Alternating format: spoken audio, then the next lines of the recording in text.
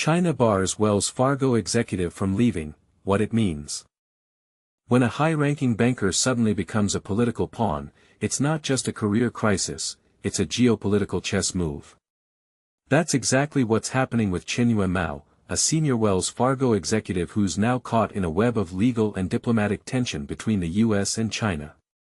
Here's the twist: Beijing has barred Mao from leaving the country, citing her involvement in a criminal investigation. But here's where it gets controversial: no details have been released about the case, Mao's alleged role, or even whether she's a US citizen. The Foreign Ministry's spokesperson, Hua Jiaquan, simply stated that Mao must cooperate with authorities, adding the vague assurance that China upholds the rights of all individuals, foreign or domestic. Yet, the silence surrounding the case has fueled speculation and concern. Could this be a calculated move to signal China's growing leverage over foreign businesses? Or is it a warning to multinational corporations operating in a climate of rising Sino-American friction? And this is the part most people miss: exit bans like Mao's aren't new. Chinese authorities have used them for years in civil disputes, regulatory probes, or personal conflicts. But when a US bank's managing director becomes a target, it raises the stakes dramatically. Wells Fargo, which has paused all China travel since the ban was imposed, is now navigating a delicate balancing act. The bank's refusal to comment publicly suggests it's trying to avoid escalating tensions, but experts warn this could set a dangerous precedent. Imagine a scenario where foreign executives fear being trapped in a country they're born in but no longer call home. That's Mao's reality. She was born in Shanghai, now resides in Georgia, and was recently celebrating her election as chair of the International Factoring Association in Brazil before her abrupt detention. Factoring, for the uninitiated, is a financial tool where companies sell invoices to banks for immediate cash, a process critical to global trade. With 48 Chinese members accounting for 13% of the FCI's global network, Mao's case could ripple through international commerce. But let's not overlook the human angle. Mao's home in the Atlanta suburb of Nesbitt Lakes, a neighborhood of $1.17 million homes, now feels like a world away from the bureaucratic battleground she's trapped in. Meanwhile, the broader implications are stark.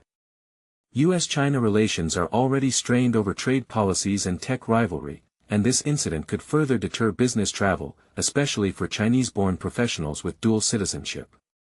A recent example: a U.S. Commerce Department employee faced a similar exit ban after failing to disclose his government ties.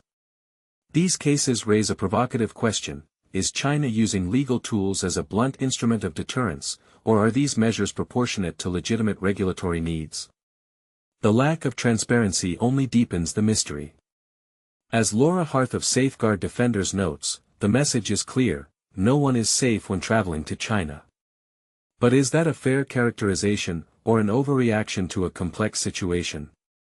We'd love to hear your thoughts. Do you think such measures are justified, or do they risk turning legal systems into geopolitical weapons? Share your perspective in the comments below. Morning Coffee: American bankers banned from travel and hedge fund critiques. Imagine this: a simple trip abroad turns into a nightmare for a top banker. It's a chilling reminder that, in today's world, even the powerful can find themselves trapped. But here's where it gets controversial. Qinyue Mao, a Wells Fargo executive, recently found herself unable to leave China. The reasons? Unknown. Her colleagues are in the dark, but one thing's for sure: this isn't just a travel hiccup. It's a stark warning about the risks bankers face in an increasingly authoritarian global landscape. And this is the part most people miss. As countries tighten their borders, the once glamorous world of international banking is becoming a lot less appealing. Virtual conferences and video calls might just start looking like a safer bet for many. But it's not all doom and gloom. Some hedge fund managers are still raking in the big bucks. Jagdeep Singh Bakhar, a pension fund CIO, has some choice words for the industry, but he does admit that a few managers are worth their salt. Bill Ackman and Sir Chris Hohn get a special mention for their phenomenal track record. In other news, a tech founder's attempt to raise $150 million without a banker has inspired an AI-native deal room concept. Meanwhile, a former CEO banned from public markets is trying to get his ban lifted, and a godfather of quant trading is setting up his own fund. Then there's the story of the Sri Lankan bank officials who saved $20 million from North Korean hackers. Talk about adding value to your KYC checks. Hedge funds, it seems, are on a hiring spree in London, which is a bright spot in an otherwise murky industry. But it's not all smooth sailing. Cleaning staff at EY are striking over proposed layoffs, and Amazon's AWS is handling layoffs just like any big bank. And HSBC? They're cutting their geopolitical risk identification and management team. Is it because the risks are now too obvious to ignore? These stories are a reminder that the financial world is full of surprises, and sometimes, it's the little things that make a big difference. What do you think? Is the banking industry headed for a virtual revolution? And are there any managers out there who truly deserve their high fees? We'd love to hear your thoughts in the comments below.